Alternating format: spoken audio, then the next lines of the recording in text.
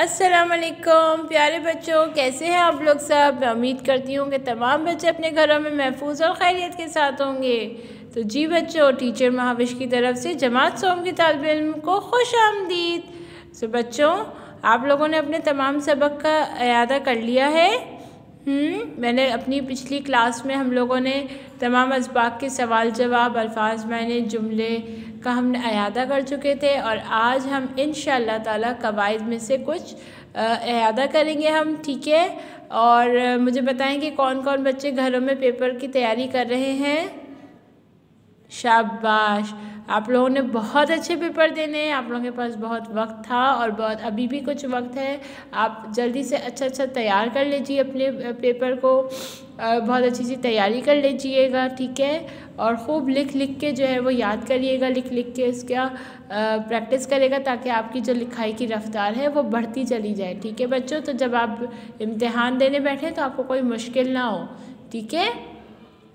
तो बच्चों, आज हम कुछ कवायद का काम का इयादा करने लगे हैं और कवायद में आपको काफ़ी सारी चीज़ें करवा दी गई हैं, लेकिन सिलेबस में आपके जो है वो चंद ही चीज़ें शामिल है, जिसमें गिनती, फ़ेल, फ़ाइल, मफ़ूल, तफ़हीम और दरख्वास्त है शायद, और एक और कोई टॉपिक है। बस सिलेबस आप लोगों के पास है। तो बच्चों, हम लोग अपने इयादा शुरू करते हैं गिनती से। बच्चों, अब आप लोग ये अपना उर्दू की वर्कबुक जो है ये खोल लीजिए। सफ़ा नंबर 33 ये आप लोग कर चुके होंगे। एक दफ़ा मैं फिर आपको थोड़ा सा यादा करके बता देती हूँ। यहाँ पे गिनती है 41 से 50। ये देखें, गिनती है 41 से 50। अब आप लोगों ने इसकी बहुत अच्छी से यादा करना है। देखें, उर्दू में हम 41 कैसे लिखते हैं। 4 सबको लिखने आता है और 1 इस तरह, 4 1 41 इस तरह, 4 1 41, 4 2 42 43। अब लिखते कैसे हैं इसको, लफ्ज़ी गिनती कैसे लिखेंगे। देखिए, ये अददी गिनती होती है, यानी कि जो नंबर्स में होती है। जो हम नंबर्स में करते हैं उसको हम उर्दू में अददी गिनती बोलते हैं, ठीक है। और जो हम लिखते हैं ना लफ्ज़ों में, उसको हम बोलते हैं लफ्ज़ी गिनती, ठीक है। जैसे ये 41 लिखा हुआ है, जैसे हम इंग्लिश में लिखते हैं ना ONE1 है ना, और 1 भी लिखते हैं, तो ONE1 हम नंबर इन वर्ड्स बोलते हैं ना। इसी तरह उर्दू में हम लफ्ज़ी गिनती बोलते हैं। अब देखिए 41, अगर आप इस यहाँ हम ना भी देखें तो भी हम खुद से लिख सकते हैं। 41 को उर्दू में क्या बोलते हैं, 41, एक। अब आपने जो है वो आवाज़ से, हुर्फ़ों की आवाज़ की मदद से अपने 41 को लिख लेना है। एक अलिफ काफ, एक ता, ते अलिफ ता, एक ता, लीस, लाम ये और सीन, लीस, लेस, 41 नहीं है, ठीक है, 41 है ये। तो इसमें ये जो है वो ज़रूर शामिल होगा। अब हमारे पास क्या है, 42,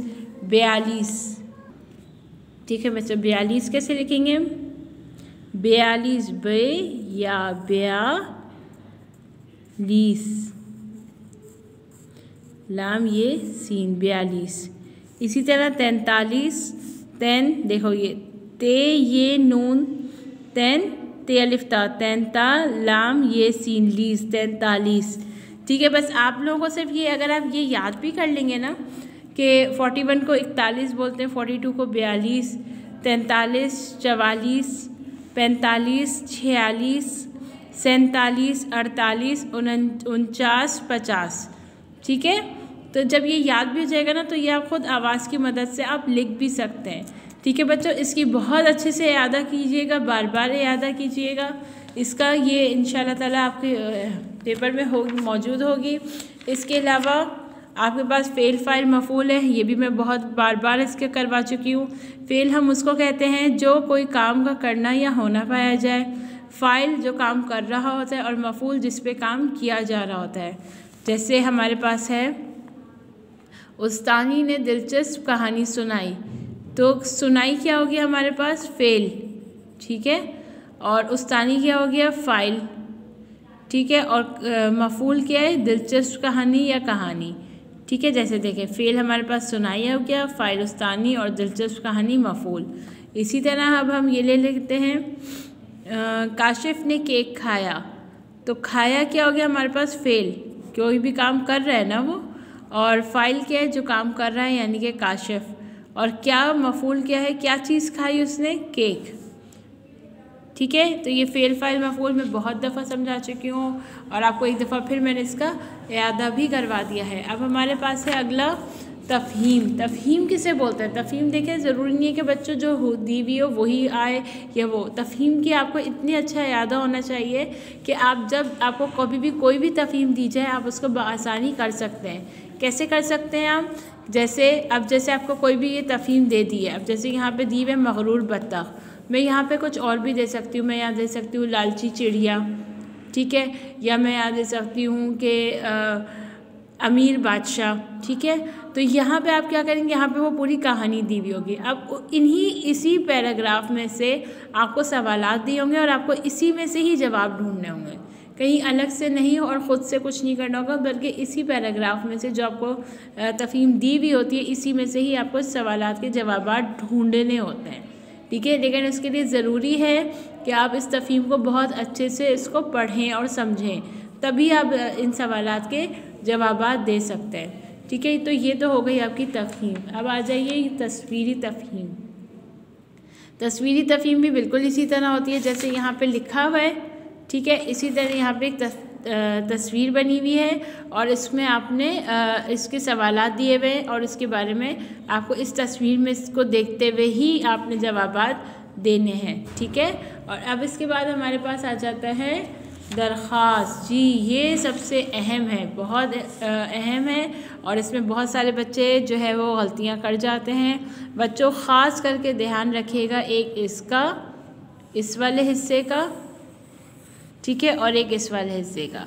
ये आपका जो हिस्सा, जो दो हिस्से होते हैं ना, एक ऊपर का और नीचे का, ये जो है ना ये आपका बिल्कुल एक ही होता है और इसको बहुत अच्छे से लिखा करें क्योंकि इसके भी काफ़ी नंबर होते हैं, ठीक है बच्चों। अब ये देखें, सबसे पहले हम क्या लिखेंगे, बख़िदमत जिसको हम दरख्वास्त लिख रहे होते हैं, प्रिंसिपल को लिखते हैं तो हम या सर को लिखते हैं, बख़िदमत जनाब हेड मिस्ट्रेस साहिबा, ठीक है। ये जो हमारी मैम है हम उनको लिखने जा रहे हैं और कहाँ कौन सा स्कूल है, दार-ए-अरक़म स्कूल, FB एरिया कराची।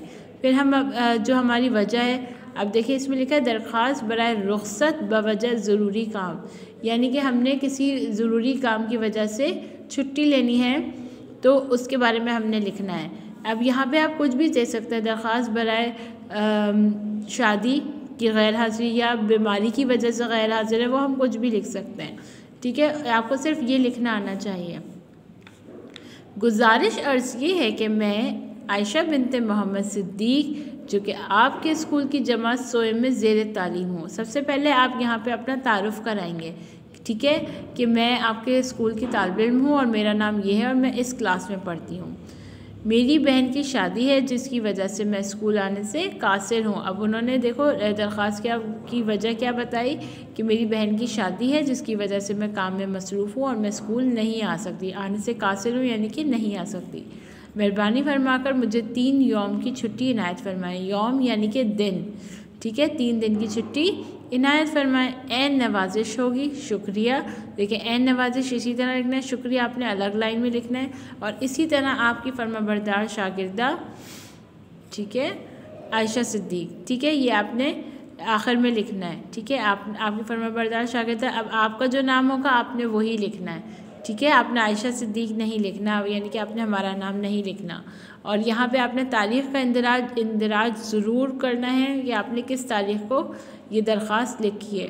बच्चों दरख्वास्त की बहुत अच्छे से आप प्रैक्टिस कीजिएगा, बार बार प्रैक्टिस कीजिएगा, ठीक है बच्चों। अगर कोई मसला हो तो आप पूछ सकते हैं। मैं आप लोगों को जो है वो विश करूँगी कि इंशाल्लाह ताला आप लोगों का पेपर बहुत अच्छा हो, लेकिन उसके लिए ज़रूरी है कि आप लोग अपनी तैयारी को मुकम्मल रखें और भरपूर रखें। इंशाल्लाह ताला बच्चों हम जल्द मिलेंगे, तब तक के लिए अपना बहुत ख्याल रखिएगा और बहुत अच्छे से पढ़िएगा और इम्तिहानात की तैयारी कीजिएगा। तब तक के लिए मुझे इजाज़त दीजिए, अल्लाह हाफ़िज़।